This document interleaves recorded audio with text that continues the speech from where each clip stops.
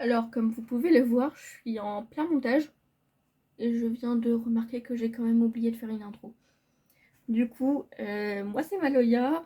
On se retrouve sur cette vidéo pour parler du récapitulatif de mes livres lus en janvier 2026 du coup. Donc je vous laisse avec la suite de la vidéo. Alors, du coup, déjà, je répertorie mes livres dans mon carnet de lecture. Donc, je vais continuer comme ça j'ai une petite vue d'ensemble pour voir qu'est-ce que je peux vous dire en récapitulatif. Donc déjà, on va commencer par un grand classique pour moi, Charlotte de David Fuenkinos.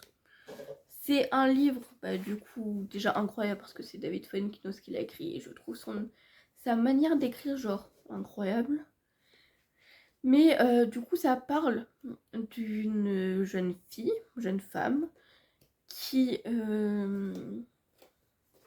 J'ai peur de vous spoil, du coup je pense que je vais vous lire la 4e de couverture. Ce roman retrace la vie de Charlotte Salomon, artiste peintre morte à 26 ans, alors qu'elle était enceinte.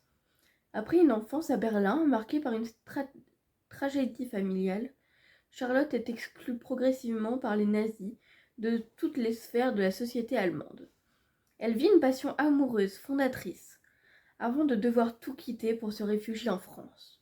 Exilée, elle entreprend la composition d'une œuvre picturale autobiographique d'une modernité fascinante.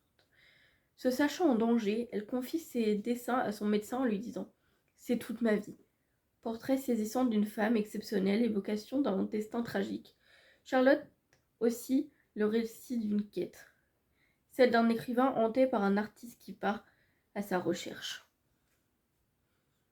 Comment vous dire que ça met beaucoup de thèmes que j'adore. Donc déjà, ça parle de la Seconde Guerre mondiale. Donc, j'ai toujours été très passionnée des guerres mondiales, et encore plus de la Seconde. Donc déjà, j'étais passionnée, vraiment, j'étais en train de prendre le train, et je l'ai fini. Donc, j'ai dû le finir en peut-être 3-4 heures, grand maximum. Ce qui montre que j'aimais bien, vu qu'il fait quand même, attendez, 250 pages, quoi. Donc bon. Pour continuer sur David Fuenkinos, Vers la beauté de David Fuenkinos. Toujours incroyable, hein, on va pas se le cacher. Je pense que je l'ai un peu moins aimé forcément que Charlotte, vu que c'est des thèmes que je connaissais moins. Mais je l'ai quand même adoré. Je vais du coup vous lire aussi la 4e de couverture. Antoine Duris est professeur aux Beaux-Arts de Lyon. Du jour au lendemain, il décide de tout quitter pour devenir gardien de salle au musée d'Orsay. Personne ne comprend cette surprenante reconversion de la part d'un spécialiste de Modigliani. Qu'a-t-il vécu pour fuir ainsi? Mathilde, la DRH du musée, est décidée à percer son secret. La 4e de couverture est déjà incroyable, donc imaginez l'entièreté du livre. Tout va bien, le livre vient de tomber. Mais ce livre, en fait, au début, je me suis dit, ça parle d'art, ça parle de thèmes que je connais pas trop. Du coup, je me suis dit, je vais peut-être moins l'aimer. Mais il est très prenant. Vraiment très prenant. Donc, je trouve que il était quand même pas mal. Donc, il reste 2 livres. Un livre, vraiment mon coup de cœur de ce mois de janvier.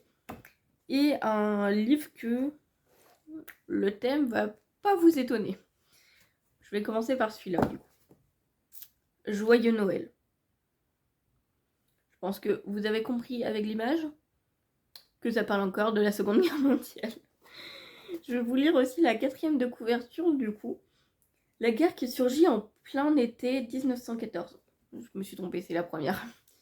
Oblige des millions d'hommes à quitter leur foyer pour rejoindre le front.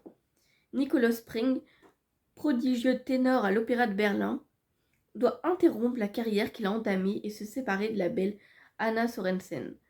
Sa complice à la ville comme sur scène.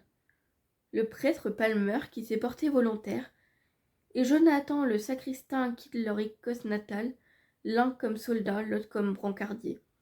Dans la tranchée où il s'est replié avec ses hommes, Le lieutenant Audebert ne peut s'empêcher de penser à sa femme, dont il n'a plus de nouvelles alors qu'elle est sur le point d'accoucher. La guerre qui devait être courte s'installe. Survient Noël. Les tranchées éclairées par les guirlandes allemandes accentuent la mélancolie des hommes. Soudain, un signe, un coup d'œil, et voilà que d'un bord à l'autre, on enjambe les tranchées, on se parle, on échange des souvenirs de l'alcool, des cigarettes. Palmer, Audebert, Ponchel, le Ch'timi, tous se retrouvent sur le No Man's Land, entre les tranchées françaises, écossaises et allemandes. Les soldats fraternisent. Nicolas Cana a rejoint au mépris de tous les règlements et nous donnera son plus beau récital.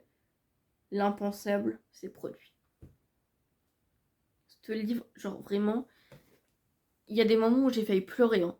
Du coup, je trouvais ça tellement bien écrit et tellement, genre, ça retranscrit tellement ce que je pense ils ont vécu que, genre, c'est vraiment incroyable si vous aimez la Seconde Guerre mondiale et que vous voulez plus d'informations sur la trêve hivernale, tout ce qui s'est passé à ce moment-là, vraiment lisez ce livre. Il est incroyable. Maintenant, je pense qu'il faut passer à la merveille, à mon coup de cœur de janvier. Éphémère, tome 2. Et je vais aussi vous lire la 4e de couverture, mais celui-là, je pense que je peux vous en parler pendant des heures. Si Romy s'est laissé convaincre par sa meilleure amie de la suivre pendant 3 mois aux États-Unis, c'est pour recoller les morceaux de son cœur. Si Thomas s'est permis de mettre sa carrière de jeune quarterback professionnel en pause, c'est pour prendre du recul sur les événements passés. Mais quand l'attention et l'amour se lient à la célébrité, les choses se compliquent. Et quand le cœur et l'esprit oublient leur objectif premier, personne ne peut en sortir indemne. Entre espoir, désir et mensonge, l'été promet d'être éternel. Ce livre est incroyable. Je suis en train de lire le tome 2. Pour l'instant, il est autant incroyable que le premier. Voire peut-être plus. Je sais pas trop. Mais en tout cas, toutes mes petites endo-girls qui voient cette vidéo, l'endométriose est très bien retranscrite par Romy dans ce livre. Ça mêle amour, du coup endométriose, célébrité, une sorte de petit ennemi tout lover, mais très léger. Ce livre vraiment est incroyable. Et j'ai aussi lu un livre sur la Kindle de mon ex-copain. Je sais plus comment il s'appelle. Attendez, je vais regarder.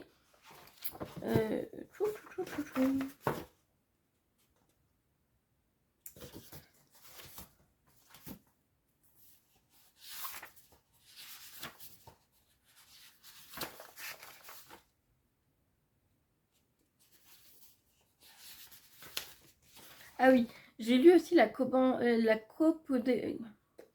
codépendance dans les relations. C'est un livre un peu psychologique. Et étant donné que je veux travailler du coup dans le sanitaire et social, je trouvais ce livre très important à lire. Je vous mets la couverture, je vous l'insère là quelque part.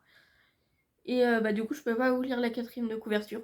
Parce que du coup, j'ai pas de Kindle et je sais pas la 4e de couverture. Mais en tout cas, si vous cherchez à comprendre ce que c'est la dépendance affective, ce que c'est d'être dépendant au niveau socialement parlant, franchement, ce livre est très bien expliqué.